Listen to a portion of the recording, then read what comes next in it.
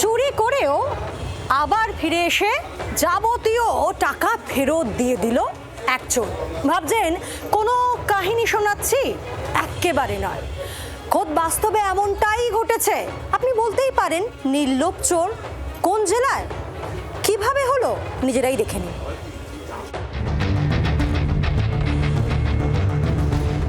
বাড়ি ফিরে দেখেন গোটা ঘর লণ্ডভণ্ড, শোকেসের কাঁচ ভাঙা, আলমারির লকার হাট করে খোলা।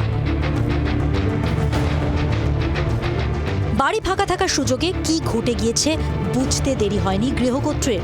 স্কুল থেকে এসে দেখি ঘরে শোকেস ভাঙা, সব জিনিসপত্র সব ছড়ানো, ওই ঘরে খাটমাট সব ছড়ানো আছে, ওপরের ঘরে শোকেস ভেঙে সব জিনিসপত্র ছয় নয় করে দিয়েছে, আর যা টাকা পয়সা গয়নাগাটি ছিল সব লুটপাট করে দিয়েছে। গত সোমবার নদিয়ার শান্তিপুর থানার 17 নম্বর ওয়ার্ডের রামনগর মিস্ত্রিপাড়া এলাকার স্মাইল শেখের বাড়িতে চুরি হয়। পরিবারের দাবি প্রায় 8 লক্ষ টাকার সোনার গয়না আর 30,000 টাকা নিয়ে পালায় চোর।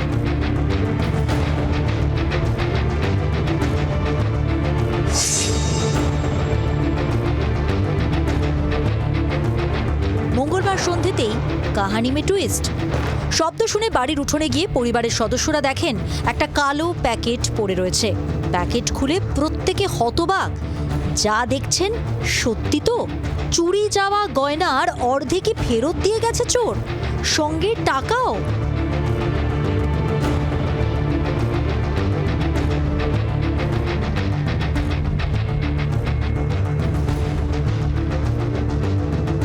চিনতে পেরেছি, মহিলাটা ঘোরাফেরা করছিল, দেখলাম যে ঘোরাফেরা করছে, আমাদের বাড়ি পান তাকাচ্ছে। আপনাদের কি আত্মীয় নাকি না, আমাদের প্রতিবেশী? আত্মীয় না, প্রতিবেশী। 4 জোড়া কানের আছে, একটা গলার আছে, একটা আংটি আছে, আর 2 জোড়া বালা আছে, আর 2700 টাকা আছে।